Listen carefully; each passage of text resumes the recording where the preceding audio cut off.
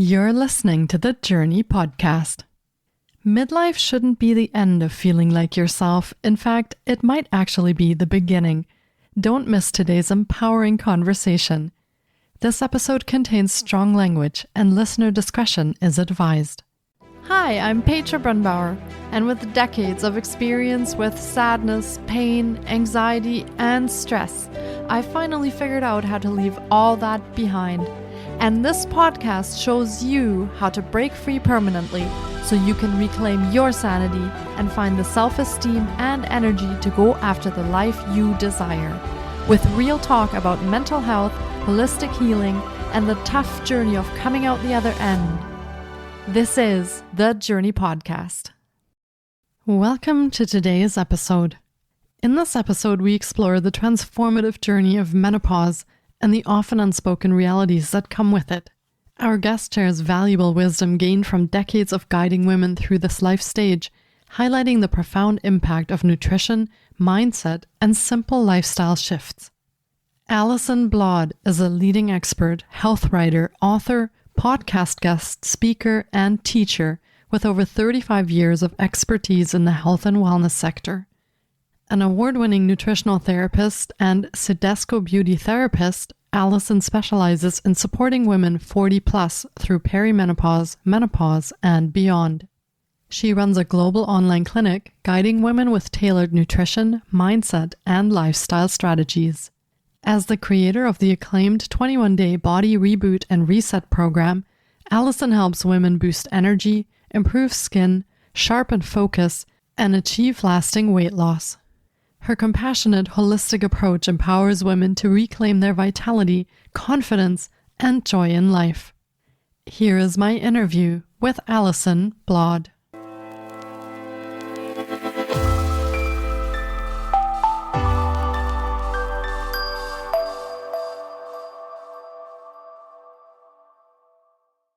Hi, Alison. It's so great to have you on the podcast today.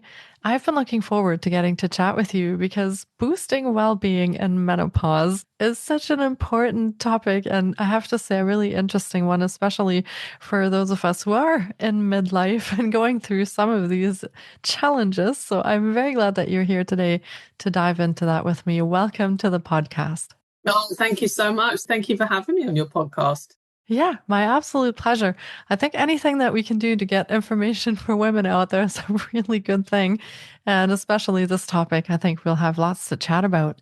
So for starters, would you like to share a little bit about yourself and maybe the part or parts of your own story that connect to what you do today, and maybe let our listeners know what it is that you do today so they can get to know you a little bit? Yeah, thank you so much. Yeah, I am a registered nutritional therapist and also an esthetician, which is a posh word for beauty therapist. My short version, my journey really started when I was a teenager, because I had very bad acne as a teenager. And being a teenager is tough enough, isn't it, without suddenly having, a face full of acne.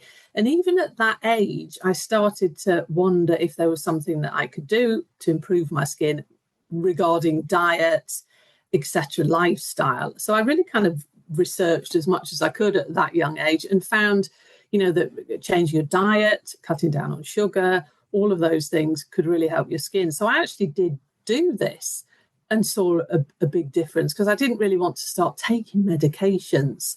So I saw how I could improve my skin by lifestyle and nutritional changes. And that triggered my love of hormones, at such a young age, really knowing what was going on and why was I getting these breakouts. So from there, I trained to be an esthetician because I developed this real interest in the skin, but particularly in hormonal skin conditions. And that very soon led me into what we eat has a huge impact on our skin. And I saw with many clients that I work with, even the aesthetic treatments can be extremely effective and very good skincare, but you still needed that inside piece. You needed to correct or change people's diets to really improve their skin conditions. So that's when I went back to university and studied nutritional science. But alongside this, I saw with my mother and all of her friends as I was growing up. I grew up in quite a strict British household where, these women were going through menopause and really suffering, but it's still not spoken about enough now. But then it was absolutely not spoken about. It was a very taboo subject. It was just kind of grin and bear it. And it was terrible. And I can remember saying to my mother, what's the matter? And she was like, oh, I'm having hot flushes and, oh, I've put this weight on. I just feel terrible. And that triggered me also to start looking into this and really finding out what was going on in a woman's body and supporting them in this way. I actually started talking about menopause before a lot of other people did, and no one was really listening. Now it depends where you live in the world, very much so. In the United Kingdom, there's a lot of celebrities that got behind it. So, it's come more into the public eye. So everybody's talking about it, which obviously is great. But in some countries, I work with clients all around the world, it's absolutely not spoken about, very much a taboo subject. And there's so many women that are really, really suffering. So I've made it my mission really to get the information out there, because there are so many things that you can do to support yourself in this time. So I have my own nutritional therapy clinic. It's an online clinic, and I work supporting women all around the world, really helping them to feel better. Thank you so much for sharing that. And as you're speaking, I am smiling a little bit, and kind of a painful smile, because I can relate to the changes that happen, of course, in our bodies, especially as females. That starts very early on in our lives and kind of continues all the way through past menopause. So I feel like we have a lot of challenges in that sense. And of course, as you touched on, not just our skin, not just our exterior, but also our interior, where things are happening. So I'm really glad that you're taking up this light and helping women and helping them along those journeys. Now, of course, when you went back to study the nutrition bit, and nutrition is a huge part of our health, but how are we looking at nutrition when we're coming to these hormonal crossroads in our lives? So one being puberty, obviously, and later on maybe pregnancy, and then menopause. Are there different requirements that we have in our nutrition to stay healthy and to look healthy on the outside as well? What have you found on your journey where nutrition connects to that hormonal piece? Yeah, great question. And like you say, there's many. We all experience our journey with hormones quite differently, but the three main are in a woman's life are puberty, pregnancy, and then menopause. Puberty and pregnancy, we talk about them, don't we? Really, they're discussed and everything. But then menopause is just kind of this silence. But regarding what you were asking about nutrition, from puberty up to if you become pregnant, there are different needs regarding nutrition. When you're an adolescent and you're going through puberty, you need to make sure that you're getting enough nutrients to help you grow, for bone health, particularly like protein. One common line with all of this with nutrition is trying to eat as much whole foods as possible. This is kind of really knowledge that helps everybody, and hormone health. And that really means reducing, or it's difficult to avoid ultra processed foods. It really is, because we live in a very toxic food environment, don't we? There's just these packaged foods. Ultra processed foods are foods, really think of it as follows: that something that you couldn't make at home in your kitchen, something that has a lot of funny ingredients in. Half of them you don't even know what they are. We weren't meant to eat them as human beings. We're supposed to eat food, like whole food. So when you look at it, you know what it is. That's a piece of broccoli, that's a piece of chicken, etc. So removing all this processed food, which is very dominant now in our life, can have a huge impact on your hormones at every stage, whether it's puberty, pregnancy, or menopause. Pregnancy, there comes in where you need lots of different vitamins to help.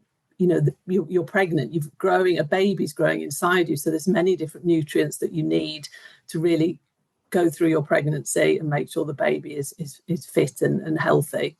And then when we come into menopause, due to the decline in estrogen and progesterone, because menopause starts with perimenopause. Now, it's kind of a transition menopause.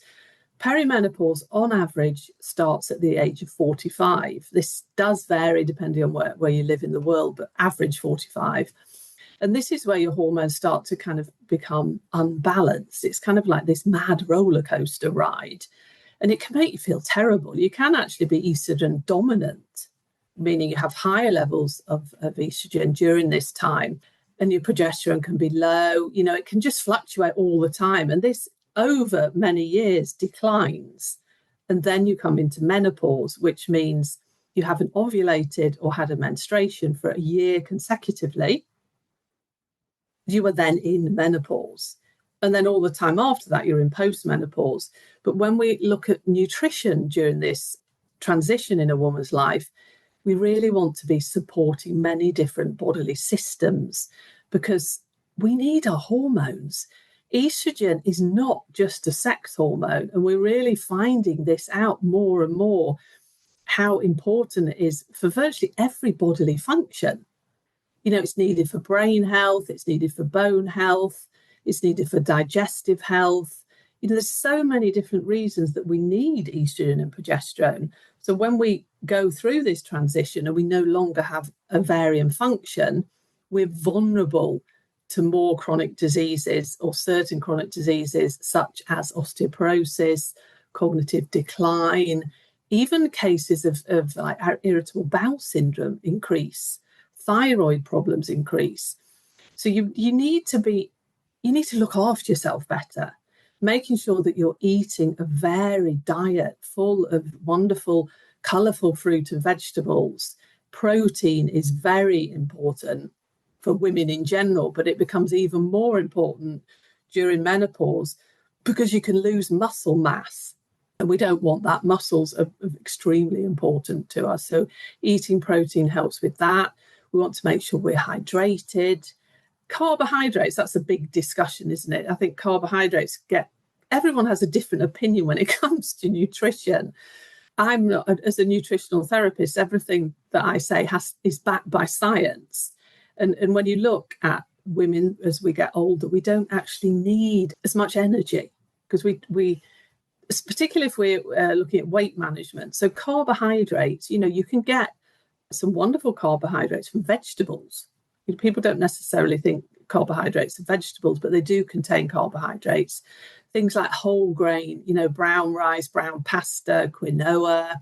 What you want to reduce is things like what I call like the white refined carbohydrates, things like white flour, white rice, you know, all of kind of the things that your body absorb very quickly and have a huge effect on your blood sugar levels. It's really, again, what I was saying about ultra-processed foods. And then we've got healthy fats. We need fats for hormone production. There is nothing wrong with fats. I know that the era that I grew up in, you know, fat was a swear word. Nobody ate fat. It was just like everything was fat free. And now we see through research that actually wasn't correct. And, you know, we have an obesity epidemic in the whole world, really, don't we? Because we've just been eating carbohydrates and sugar for the last 20, 30 years. We need fats, but it's the sort of fat, and it's the healthy fats like olive oil, avocado, nuts and seeds, good old-fashioned butter. All of these things are needed, but it's about eating in balance is really crucial. Protein, healthy fats, a good source of carbohydrates, you know, with every meal.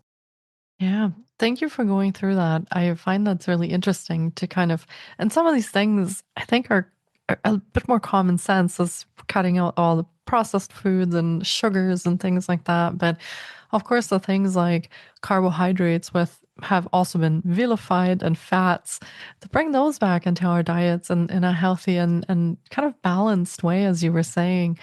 And I have this feeling that as we are in midlife, or we are sort of just before or after menopause, especially then, we're often very busy. And in these busy lives, there's a lot of people have children that are sort of in their teenage years now, and some of them may already be in a space where they're on a second marriage and have a patchwork family, and there's a lot of things going on. Maybe you're returning to a career after all of this happens. I feel like one of the biggest issues to really caring for ourselves in menopause really is this time management, where everything else comes first. Because, of course, as women, we often tend to put other people first, especially children and family members and loved ones. So, can we care for ourselves effectively and do the things that we need to do even when we're very short on time, we're very busy? I feel like stress is one of those things that also eats into our health a lot, chronic stress, especially, and also into our vitamins and minerals and all of that. How can we juggle that as professional women that have a lot going on to still manage to care for ourselves in a proper way? Because, of course, on top of nutrition, we're going to probably layer exercise, some kind of movement, and all those things for menopause. How do we achieve that balance? How can we make that work for ourselves? Yeah, it's I see that all the time with my clients. They're just exhausted. It's that you don't know where to go because your body is just exhausted from, exactly as you were describing, family, career, everything is taking from you, isn't it? Everybody wants a little piece of you. The advice that I give, and I know I'm not saying this is easy, but you just have to give yourself, you have to prioritize your own well-being. You can't continually say, oh, I haven't got time, I haven't got time. You have to make time. What a lot of my clients do is, even, I'm very realistic. I understand we're all busy. Just mark out breaks in your schedule. It could just be 10 minutes. I'm not asking you to block out, hours every day where you can do something for yourself. 10 minutes in the morning, maybe 10 minutes in the afternoon, whatever works for you. But if you block it out in your schedule, you will actually do it. And it's finding ways that are effective and are quick to do and don't stress you out even more, because that's the worst thing, isn't it? Feeling, oh, I have to do that now as well.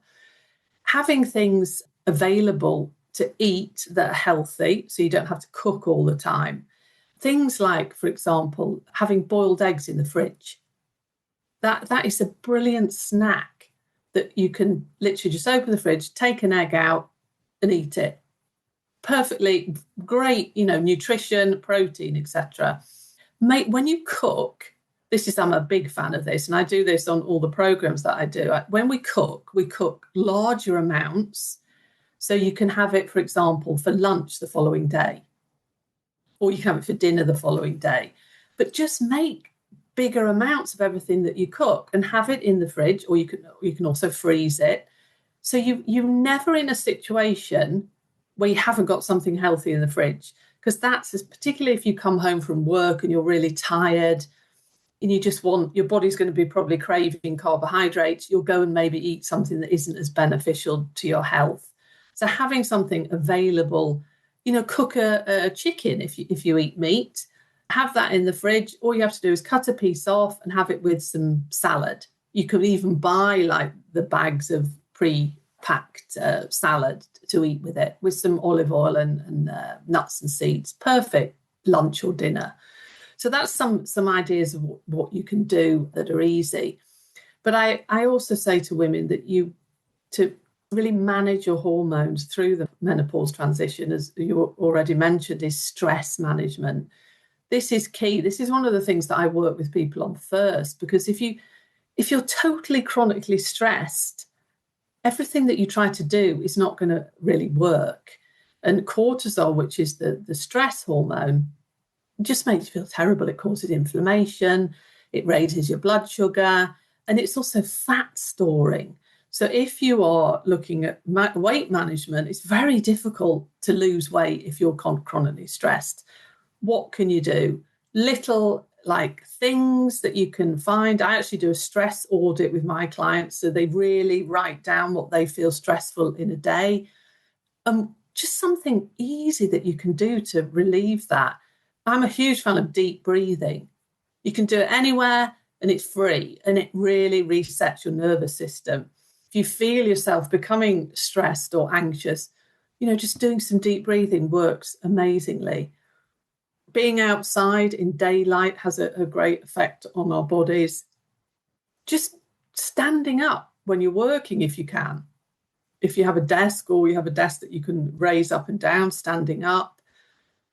Just doing something that resets your nervous system. And I think it's very difficult because we're all different. You really have to find what works for you, but you need to prioritize yourself. You can't get away with saying, oh, I'll do it later, because that doesn't work. You have to become number one when you're going through menopause, and just say no to people. No, I'm not doing that. I'm going to do this for myself. Yeah, I feel there's a bit of the pushback coming of, oh, I can't do that. I feel really guilty if I tell other people no. So probably a bit of boundary setting, and we get used to that, and start setting some boundaries to take care of our own health is probably a good idea during that time. Now, in addition to nutrition and some of the movement and stress reduction that we've talked about, what are actually some of the things that your clients come to you with that they experience during menopause? What are some of the challenges that they're facing going into menopause or perimenopause or even after menopause? What are some of the common things that you come across where women can kind of recognize maybe, okay, this could be perimenopause now, or this could be menopause now?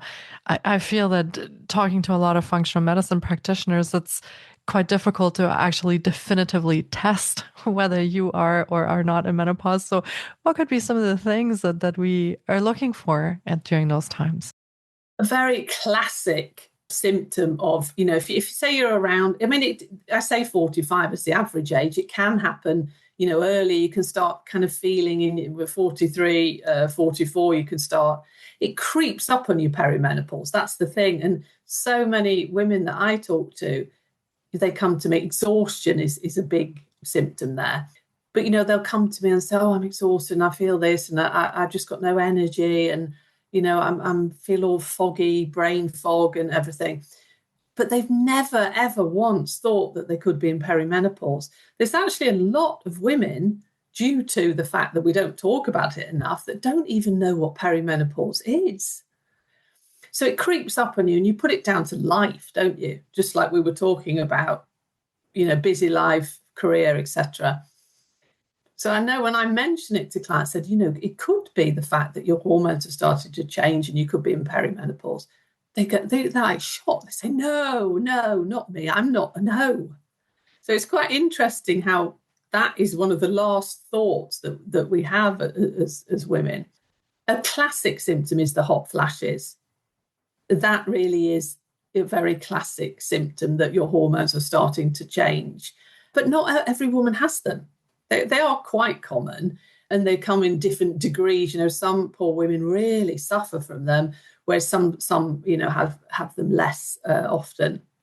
Another symptom, like we say, is exhaustion. That just a different level of tiredness where it's even an effort to kind of walk upstairs.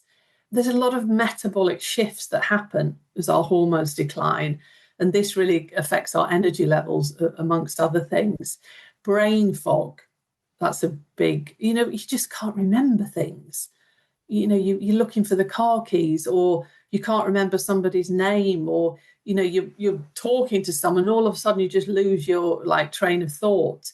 Very common. Again, we need estrogen for our cognitive health. That's why we find that we're just not as alert as we used to be. Some other reasons that ladies come to me is weight management. This kind of fat distribution comes around the tummy area.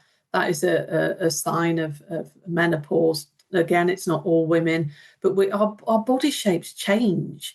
We go from more of a pear shape to an apple. So you collect the fat around your tummy area. And, it's difficult, that sort of fat. It's not, you really have to lose that sort of weight. It's over a long period of time. It's more hormonal fat. But it absolutely can be done. Weight gain is not inevitable in menopause. It's just making the right adjustments. So that's actually a very common one. And then I do get ladies that come to me with symptoms like skin. A lot can happen with your skin. Itchy skin, that's another one that's quite common. That on the legs and on the back, particularly at night, you just feel, you can't stop itching your skin. Yeah, I mean, there's some of the most common, but it tends to be not just one thing. A lot of the ladies I work with have, many of these symptoms, and a lot of gut problems like IBS symptoms, constipation, gut pain, or all of those things. So it's a never-ending list, really, the menopausal symptoms. They just go on, and everybody experiences it differently. Yeah, I relate to that. It does seem to be this never-ending list of things. Yeah. Some of them really take you by surprise, and you just had no idea that could be related to menopause. So it becomes very, very interesting. Now, I also experience and still often do experience a lot of anxiety, which seems to have been sort of related to the shift in hormones. How's our mental health looking when we come into perimenopause? Do you find that there are changes and shifts as our hormones are changing that also affect our mental health in any kind of way? Yes, absolutely. There is the emotional well-being of women during this transition can be affected quite considerably. You just feel you're not your normal self. You become irritable much quicker, certainly less tolerant of things. I can really relate to that on my own personal journey through menopause. You just haven't got the same tolerance, and you find you get irritated over really minor things that you never would have bothered about before. And the fact that you get more emotional, you find you can cry easier. You're not as joyful as you used to be. And I see that in so many of my clients, and also my friends as well, that we do talk about this, that how it really affects us emotionally. And there is science behind this. We need estrogen and progesterone and also testosterone for our cognitive health, and to keep our joy and balancing our like mood hormones like dopamine and serotonin, and all of these hormones can be affected during menopause because of the decline in the hormones. But it's interesting you mentioned anxiety, because that, when we look at menopausal symptoms, that actually comes up very close to the top of what women say that they experience the most. In it, somebody that never has suffered from anxiety before can really start getting anxious over things that they never would have thought about before. And it can be really terrible. It can be really, really tough. But I think the first step here is understanding that you're not going mad.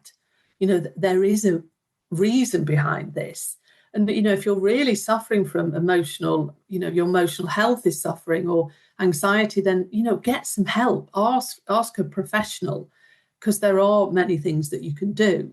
Yeah, that's a really good point.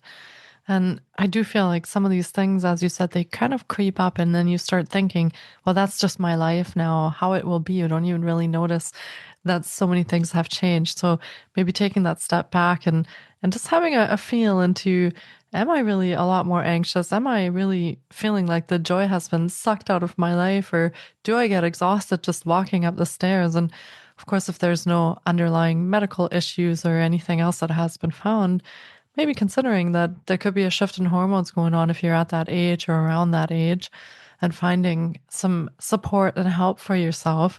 Now, we do talk often about hormone replacements as well. So, are those artificial things that women can take? And do you find this is a necessary thing?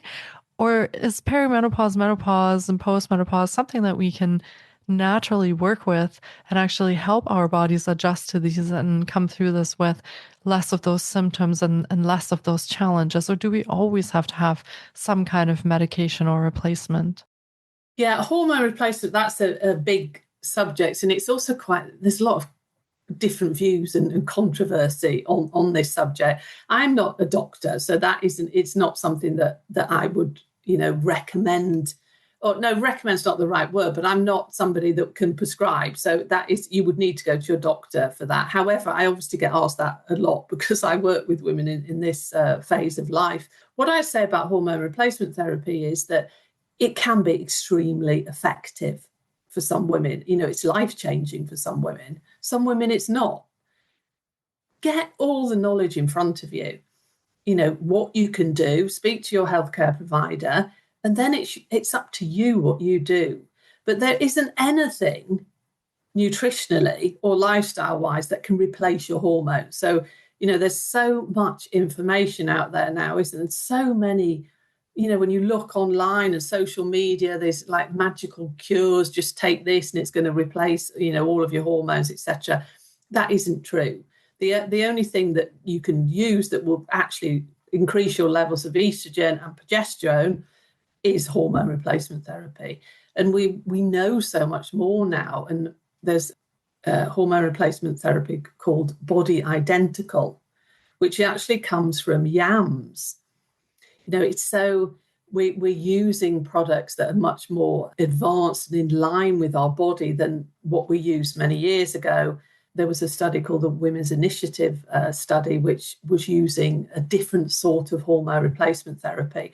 And that's really where all this negativity came from around hormone replacement therapy due to this study, which now we see that it was incorrectly reported. But it's changed. Things have changed a lot. And I work with women daily that are using hormone replacement therapy and they feel great. It's really, really helped them.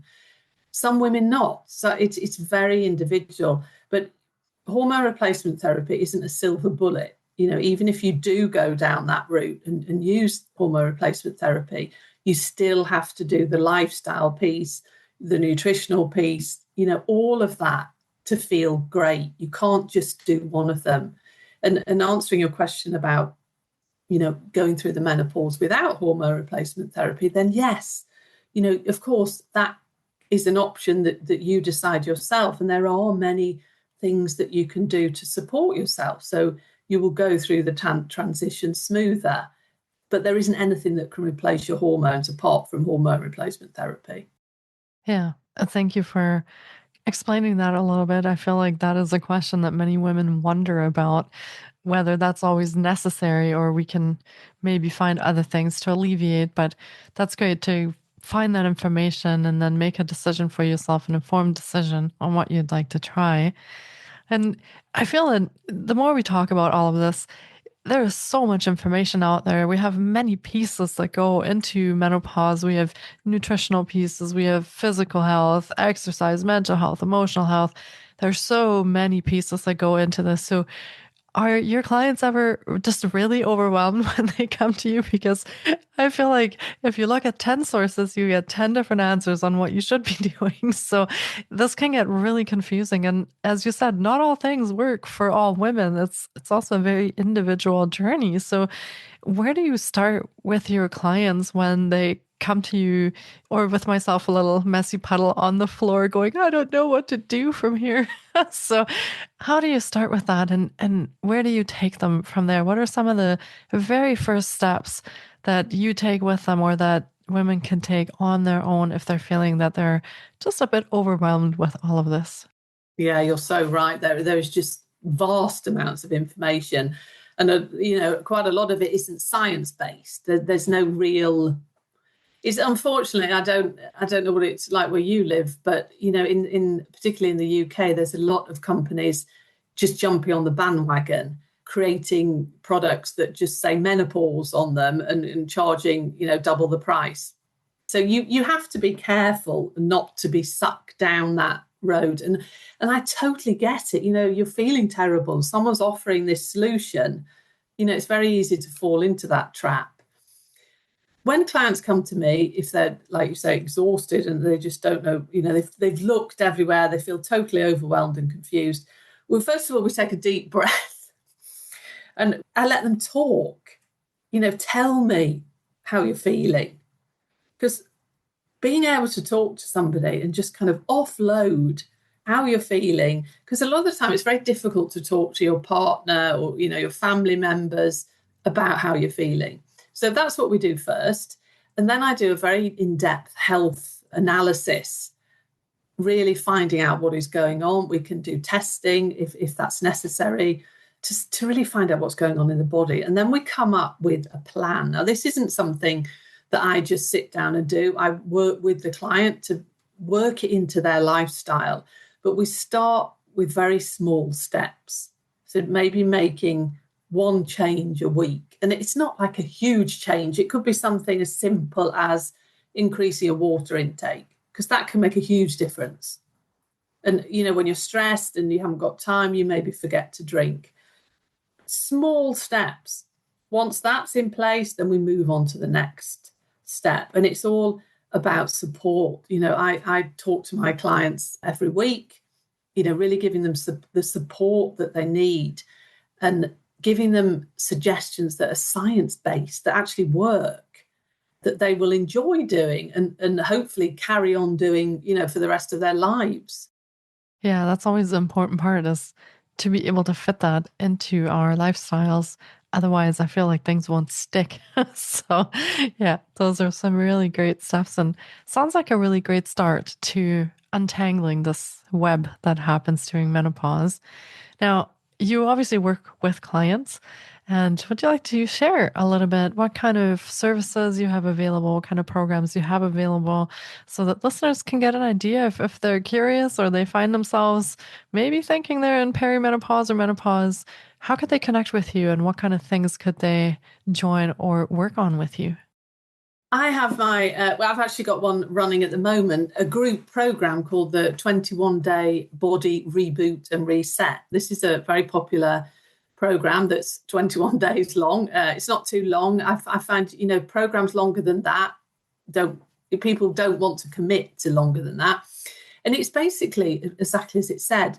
We reboot and reset the body. It's a program where it's a live program. So we have sessions where I'm there. I'll go through different elements and then we have little tasks for the clients to do. Very easy, nothing overwhelming.